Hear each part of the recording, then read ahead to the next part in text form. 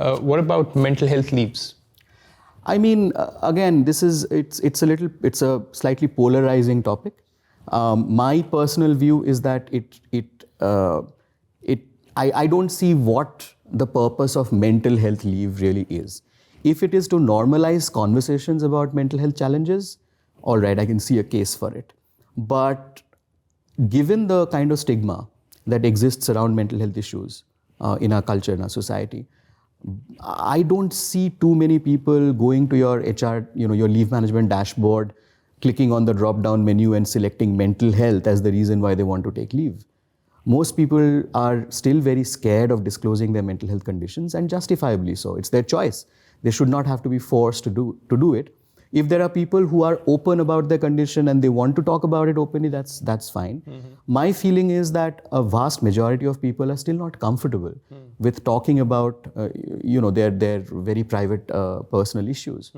So my feeling is that I'd rather urge organizations to increase the number of leave that they generally assign to employees, and then let them apply for leave for whatever reason they want to. The company doesn't have any business getting into the nitty-gritty of why a person is taking leave, right?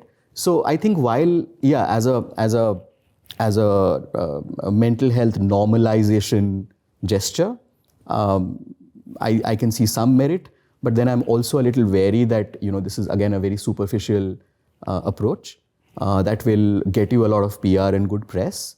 But is it going to be useful for the vast majority of your workforce? Are they really going to feel comfortable?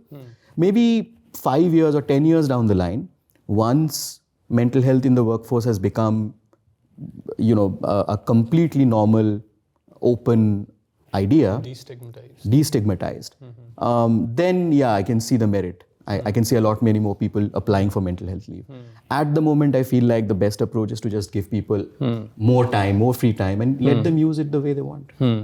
Maybe another way to think about this whole leave is today we have paid vacation leaves. Today we have bereavement leaves. Today we have sick leaves. And instead of creating what I hear from you is, instead of creating another label called mental health leave, one, understand that you're creating an addition of leaves. You're not taking the existing leaves and then creating a subcategory within it. Correct.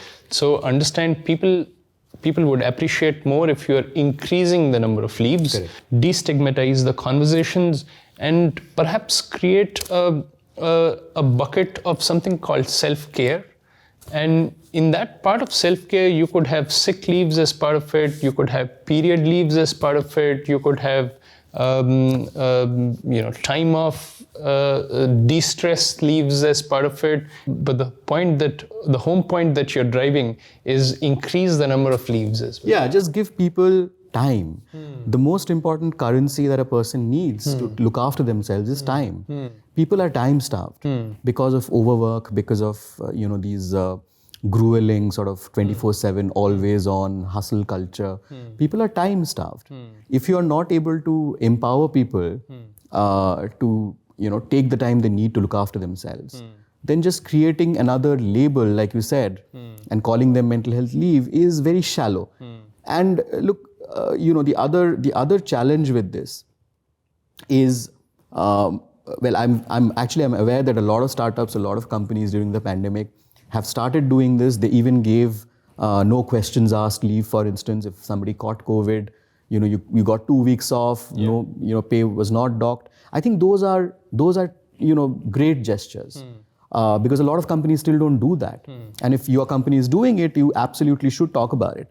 The problem with mental health leave is, you kind of hinted at this. If suppose one employee or two employees do opt for mental health leave, there are immediately murmurs and whispers are going to begin in the organization. And you are basically signing up for questions that you may not be ready to answer. For instance, why does this person get to take mental health leave, right? Now, is the answer that they have a diagnosis? Is the answer that a doctor asked them to take leave? what are the answers? So it might actually become very stressful for the person who has taken the leave to face these questions or to know that people are talking about them behind their backs. And you as a leader, how are you going to answer these questions? So I think it's a step that you can take only when you have reached a certain point in your evolution as an organization.